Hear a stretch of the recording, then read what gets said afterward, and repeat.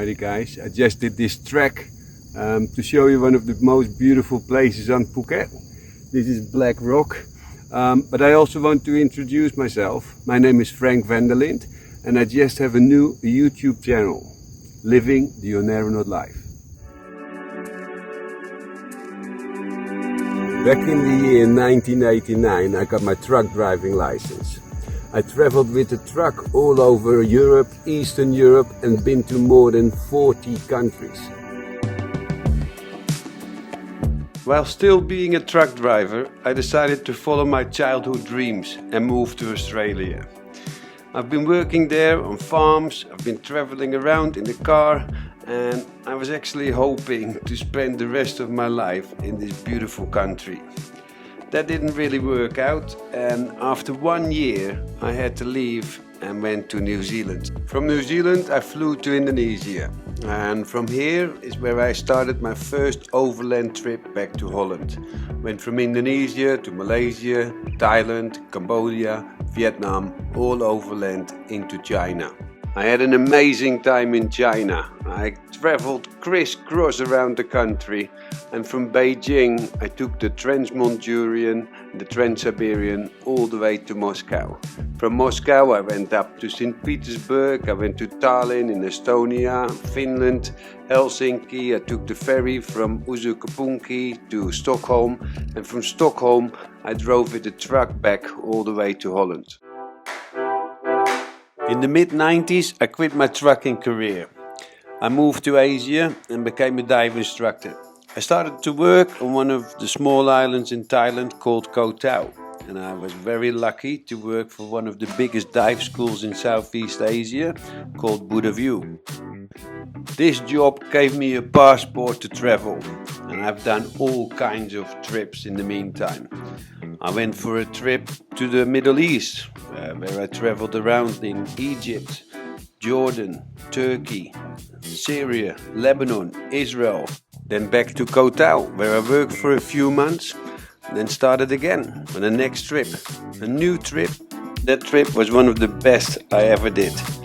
I went back to Holland, bought a motorbike and drove all the way from Holland back to Thailand. About these motorbike adventures I can really write a book. In Iran, for example, 28 liters of petrol for $1.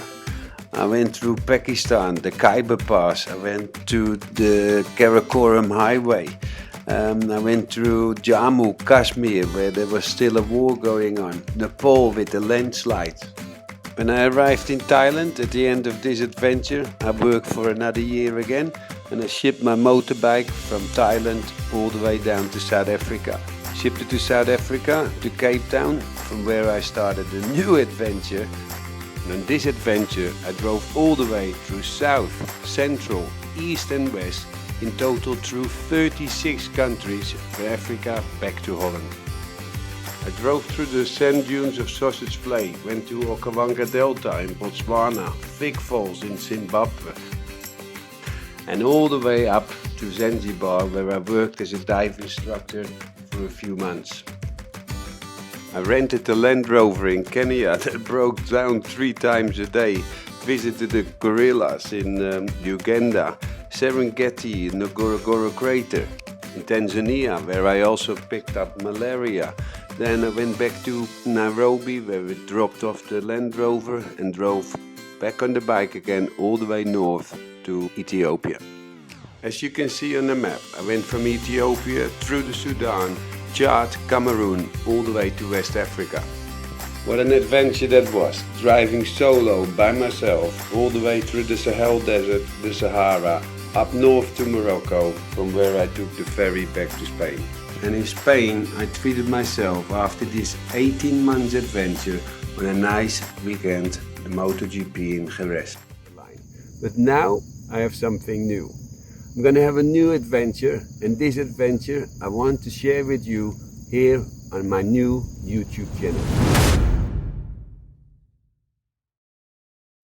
It happened to be that I came across this 80 feet, 25 meters wreck of a boat. Now this was not just a wreck, it was a very sexy and seaworthy wreck. As you can see on the video, this in the year 2008 built vessel was completely wrecked and destroyed. Water has entered the vessel all over. The saloon, the galley, the wheelhouse, the wood was rotten everywhere. Even in the crew area, it was a complete mess. The guest cabins were rotten away and needed to be emptied out and completely renovated. Inside and outside, this boat needed a complete overhaul, and I knew that I would be one of the few people who could fix this vessel and turn it into an amazing explorer yacht. To rescue and fix this vessel, it first had to go to the shipyard. It's here where I have used my passion and drive, combined with my past knowledge and experience of boat building, to turn this into a high-tech exploring vessel. And this vessel I'm going to use in my next chapter of living the Oneironaut life. As said before, I'm not a stranger to boats. In fact, I was born on one and have lived on boats my entire life. At age 13, I built my first little tugboat, and by 19 years old I managed to buy a built in 1911 First World War patrol boat. In 2003, I started together with a friend my own company called Worldwide Dive and Sail. And for this company, I have, together with my dad, built and rebuilt boats all over the world. I designed and built wooden boats from scratch on the beach in Sulawesi in Indonesia. I rebuilt boats in Mexico and Ecuador, built new boats in China, rebuilt boats in Florida and the Bahamas. This job really brought me all over the world. I did this until 2019, when I had another career change and turned my passion for the ocean into 100% sustainable fish farming. Being a 100% sustainable fish farmer gave me time to rebuild the vessel, but it also tickled my itchy feet and gave me the ideas and inspiration again to get back out and explore. But this time my travels will be different. This time it will be explore and more. COVID has hit everyone very hard and many local businesses have suffered. On this trip I'm going to visit dive shops, resorts and liveaboards all on the way and see in what state they are, how they are doing and how we can support them. Because of my relationship with the fish farm, I would like to visit fish farms on the way as well. I would like to know and show you as well how different countries handle single-use plastic.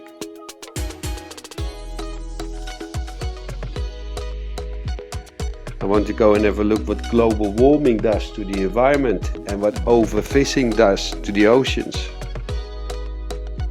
Another thing that I'm really looking forward to is checking out the dive sites. One of my youth heroes is Jacques Cousteau. Now with his Calypso he went to many places in Asia and the Pacific, and I want to visit all these places, or at least many of these places, and check out the reefs then and how they look now. I want to see this of course for myself, but I also want to show you how they have changed. The oceans were full of fish then, but how are they now? I love wreck diving myself, so in each country I would like to show you a wreck. I have very good friends who are free divers. We'll take them on board and I want to show you the best free diving spots. Apart from diving, I will also explain you about the new electronics that we have on board. I explain you how we plan a trip and how we go from one country to the other. This is going to be a 2-year journey. We are going to all the good and best places in Asia and all over the Pacific. Asia, we're going to the Andaman Islands in India. We're going to Burma. We're going to Thailand, Malaysia, Singapore and all over Indonesia.